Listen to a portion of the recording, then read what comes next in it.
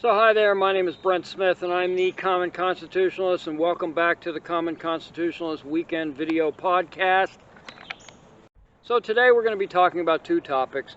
The first topic is, did Trump dump Kushner? I can't even say it one time slow.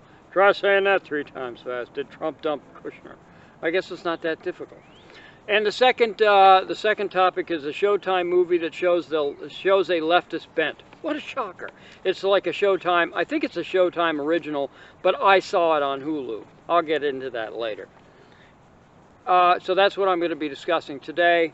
Weather's gorgeous. It's quiet out. Nice day. Hope everybody had a great Independence Day. I did. My son and I are going camping tonight. Hammock camping. It's going to be awesome. It's going to be an island in the middle of a river. Hooray for us. Yeah, so you know, that'll be a lot of fun. That should be a lot of fun at any rate. And it's been a long time since I've slept in a hammock, so we'll see how that goes. And my son has never slept in a hammock.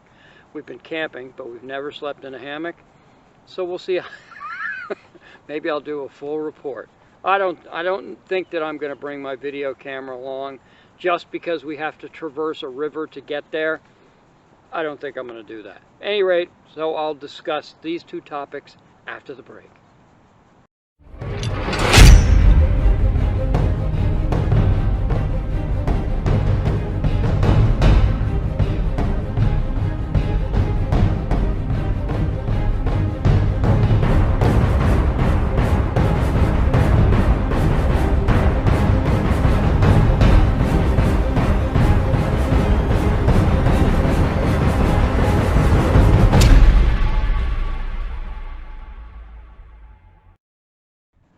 Okay, I'm back. Now, Jared Kushner gets the boot.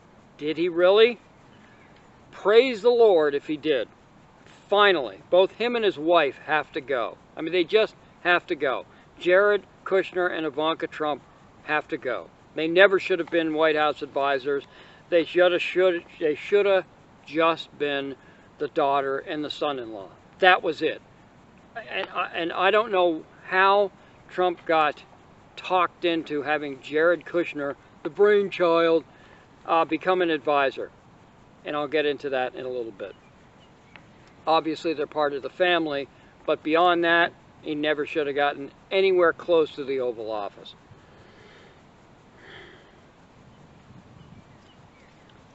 Both of them are known liberals. They're both Democrats. Now, Trump was a Democrat too, but he was never a leftist or well, I guess they both have to be leftists.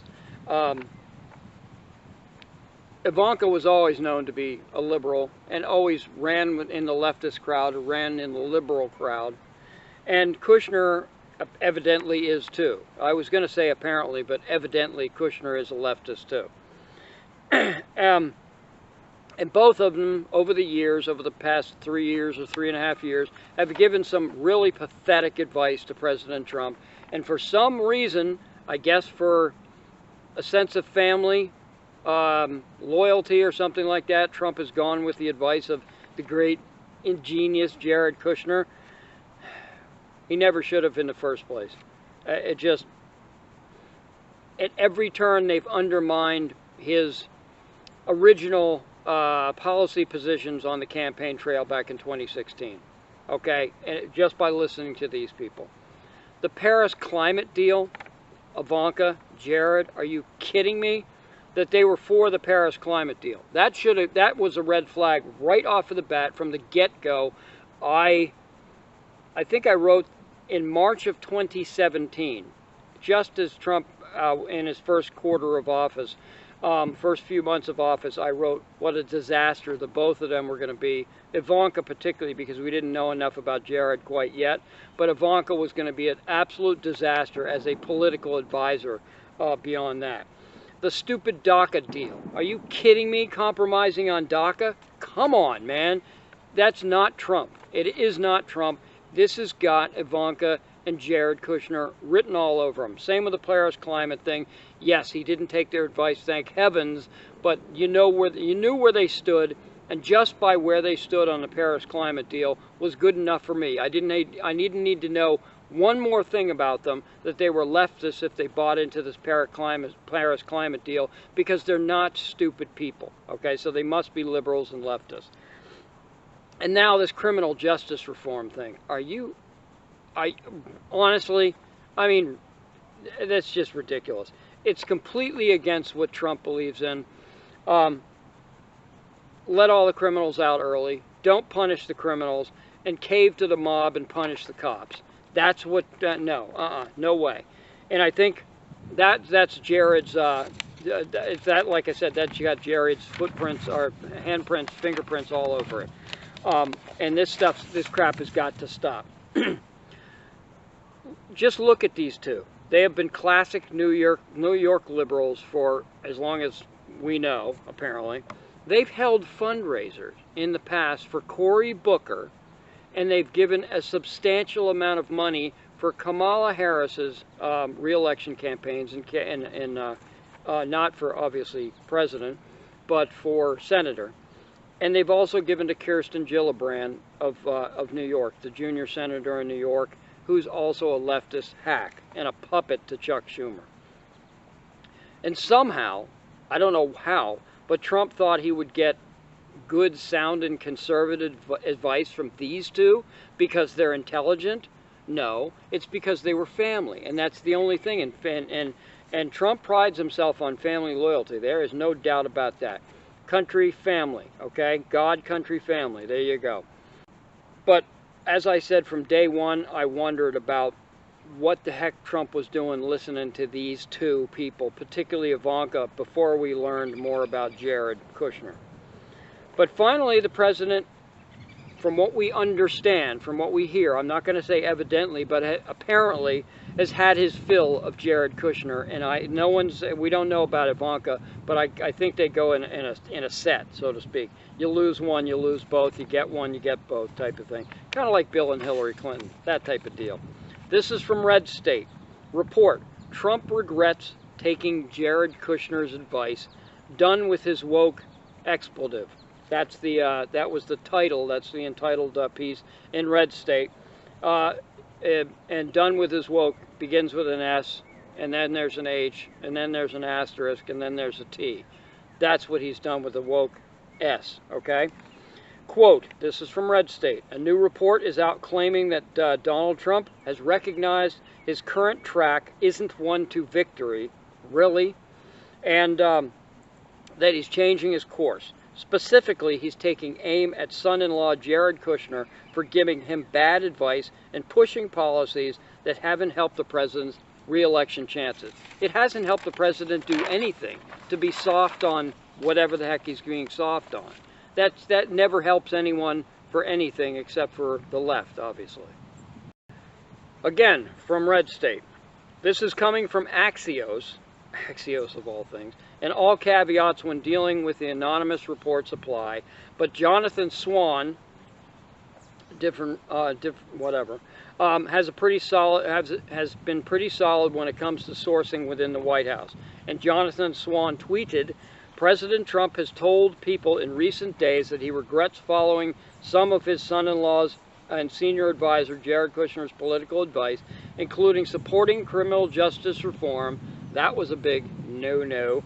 And will stick closer to his instincts. Good on you, President Trump. It took you a while to realize it, but at least you're realizing that this is the problem, that you're becoming you're looking like you're becoming a softie, because you are becoming a softie and a compromiser. 3 people with direct knowledge of the president thinking told Axios. Behind the scenes, this is again still the Jonathan Swan tweet. One person who spoke with the president interpreted his thinking this way: no more of Jared's woke S. Another said Trump has indicated that following Kushner's advice has harmed him politically. It sure has, and it's harmed the country, not just politically. Because you know what? I don't much care if you're harmed politically, any president. I want the country to survive. I want the country to thrive, okay? And Donald Trump has been causing, through his policies, the country to not only survive, but thrive up until the point of the states taking over and becoming little Hitlers. So, if this is indeed true, this is a banner day for us conservatives and a banner day for Trump policy. Do not take advice from leftists or liberals, no matter who they are. I don't care what kind of loyalty you have to family. If you feel that it's the wrong thing to do, that it goes against your policy positions and your stated goals at the beginning of the first campaign, when you came out with fire and brimstone and a burr up your butt, so to speak, to get the government off people's backs, and to grow the economy and to put things right, that's what you should be concerned with, and that and only that. And if you feel like, if it doesn't feel right, the advice that you're getting, go with your gut and do what you think is right, regardless of who you piss off in your family. There you go. Other than that, I ain't got nothing more to say. Be right back. Actually, I did have a couple more, just one more thing to say. This Black Lives Matter bull crap, okay? When this thing came up, you got the COVID-19 thing that shut down the entire country, basically. And then on top of that, then you get the Black Lives Matter nonsense. Conspicuously, Trump has been relatively quiet about that whole thing up until this point. Now, I hope he starts getting loud and getting proud on Twitter and start really going after these people and just telling it the way it is on Twitter, because this whole kind of silent, semi-silent thing from Trump, it ain't working, and this had Jared Kushner's fingerprints all over it also. Now I'm done with that topic.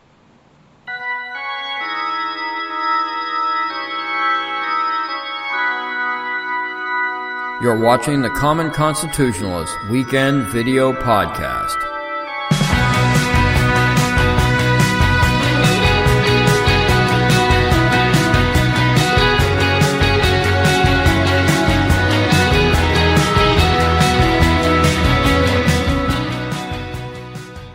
Back. Yeah, buddy. I feel so much better. I just got a haircut from a person, a neighbor of mine. She's a licensed, whatever, haircutter lady. And she does a great job. And she comes right to my house, right in my living room, sits me down, gives me a haircut. And I've needed one so desperately. If you've noticed, the past 2 or 3 weeks, I don't think anyone's seen me without a hat on, because my hair was so utterly unmanageable. I mean, that sucker was like, I thought I had a bouffant hairdo for it. And I'm not even sure what that is, but I think it's one of those 50s hairdos where you had the big hair and it's swept up like this. I don't know. Any of you 50s people know? I watched a movie on Hulu the other night. I don't know, 4 or 5 nights ago. And I was actually going to do this earlier, like a special little short podcast, but I decided just to kind of like weave it into this one, into the weekend podcast. It was a Showtime original movie called Eye in the Sky, starring Helen Mirren, you know, the old lady actress. I think she's pretty good. She was great in Red with Bruce Willis and Morgan Freeman and those guys. I think Malkovich was in it, John Malkovich or whatever the crap his name is. But they're just awesome, both Red and Red 2. Great movies, and she was wonderful in them. So she's a really good actress. And but this time she played in Eye in the Sky. It was a military movie. It was about terrorism. It was about drone surveillance and things like that, and that's what they mean by Eye in the Sky. It wasn't satellite surveillance this time. It was drone ISR. So at any rate, she plays a British colonel. I think she's probably in their intelligence department or something like that. But you see this old lady Helen Mirren in camo fatigues. It's like, really? But whatever. Okay, but I thought it was a fascinating topic. So I just watched it, knowing full well that with Showtime, just like anyone else, frankly, these days, it was going to have somewhere along the line, it was going to veer off to the left. And son of a gun, I was right. Other than that, I mean, it was a fairly decent movie, but, you know, whatever. So anyway, the story was that there was a British subject who turned terrorist, okay? And then there were a couple of American subjects, American citizens, that also turned terrorists. And the British colonel, Helen Mirren, has been following this one female, I don't know if they were Al-Qaeda, they were working with Al-Shabaab in Africa, okay? But I don't know whether they were part of Al-Shabaab or whether they were Al-Qaeda. It doesn't matter. She was a terrorist. They've been tracking this woman, and they've been unable to locate her or really to pin her down for like 5 or 6 years or something like that, okay? So they finally find this woman, and they know she's going to be in a certain house either in Nairobi, Kenya, or just outside of Nairobi, Kenya, okay? So that's the premise of this thing. Okay, so they suspect that she's gone into this house to meet with these other two. They got confirmation that all the British subject turned terrorists and the American citizens turned terrorists, and they were on the American and British watch list. They were number 2, 4, and 5, or something like that. So they were really high-ranking terrorists on the watch list and needed to be taken out. Okay, but the British special unit, intelligence unit, they had a capture-only order. They wanted to capture this woman, bring her back to Britain to find out what she knows or whatever, okay? So that's the premise of the movie. They finally find these people. They've congregated in this one house, but they need eyes on. So they check the ISR, which is, ISR, if you're not familiar, it just means intelligence, intelligence, surveillance, reconnaissance, ISR. Wow, speak much. At any rate, so it's hovering over. It has probably 10 to 12 hour lifespan or something like that before it basically runs out of fuel and has to go back. But so you've got a good long time that this thing can buzz and hover around, and it's hovering around at about 20 to 22,000 feet. Okay, it's carrying a couple of. It has spaces for 4 pieces of ordnance, but it's carrying 2, I think, Sidewinder missiles. Okay, so there you go. So they need to get eyes on. They need to get absolute confirmed identification on these 3 people. So they get the confirmed identification on the 2, but the woman has a headscarf, and they can't see it. So they can't send ground forces, a special force unit in to grab this woman until they get confirmation of exactly who she is. They confirm that this is who they're looking for. So they can't get it with the drone 22,000 feet because it can only look down. So they send in one of their Kenyan special forces guy or intelligence guys, and he's sitting in a market pretending to sell buckets or something like that, and he's on this. It looks like a video game console, but it's actually the video screen for this little beetle camera, and it flies like a beetle, and it looks realistic, and they fly in, and so he flies in, he sets up on a rafter, and he confirms all 3 people are there, okay? So the British military, the British general, okay, in charge of this thing, wants to just throw a Sidewinder right through the roof and just kill them all, and the hell with it. No capture. There are 2 British politicians at the desk in this war room with the general and the 2 politicians and a JAG lawyer from Britain, okay? And so they're discussing, and the female politician says, no, we have a capture order only, no kill order. We need to bring this person back. No kill order, no nothing, okay? And the general is saying, you guys have no clue what's going on here. We have an opportunity to take number 2, number 4, and number 5 out on the terrorist watch list. We got to hit this person now before they disperse. So then they send the bug around to see if there's anyone else in the house, and they go to this next adjacent room, and there are 2 humongously heavily laden suicide vests ready to be used, laid out on a bed, and the guy's checking them over, and the switches and remote switches and whatever. And so this changes everything. So these guys they get up out of one room, they all go and they congregate, and they're trying these vests on and whatever. And so the general says, we got to take these people now. We just got to take these people now. And so the politicians, the only thing they care about is collateral damage. So they have to do a CDE, collateral damage assessment, or a CDA, collateral damage assessment of the area. If we hit the Sidewinder in this area, there's going to be a 80% chance of everybody dying in this radius, and a 40% chance, that type of deal. All right. So they decided it's just too dangerous. And then once everything's cleared out, and they finally run it up the chain to the Prime Minister and every other politician who wants to get his hands in this thing, including the American Secretary of State or something. They finally get the go to change this from a capture to a kill order. They want to just kill all three of these guys and be done with them. And they divert to the two drone pilots, and the drone pilots check the laser. Everything's armed. Everything's good to go.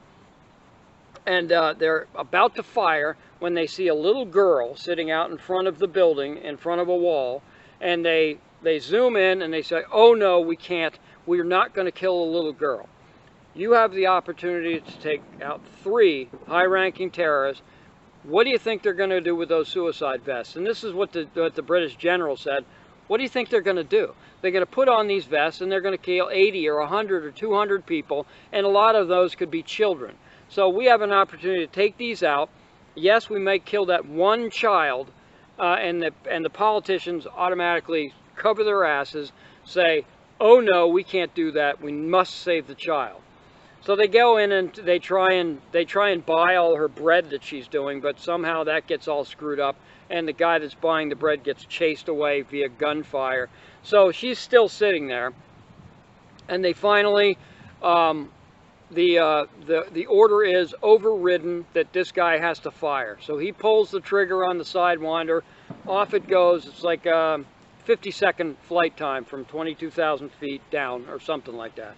And the thing hits, a boom, and the girl's just walking away at the time, and she gets hit with shrapnel. She's moving slightly, but then they zoom in on the girl. Rather than zoom in on the target to make sure that they killed all the 3 terrorists, of course, like I said, this is a leftist film, and they want you to feel bad about killing civilians.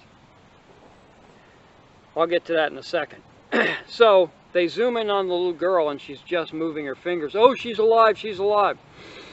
And then the general says, he didn't say F this, but basically that. He said, "Pan the daggum camera over and make sure that we killed all 3 of these people." They killed 2, the female was still alive. They send another missile in, boom, she's dead. Meanwhile, the 2 operators are crying. They have crocodile tears coming down from this one person because they're not seasoned operators. This is their first time doing this kind of crap. They've flown the drone, but they've never fired the drone. So this is not the operation for them, people, okay? And it's not the operation for pansies who can't pull the trigger, okay?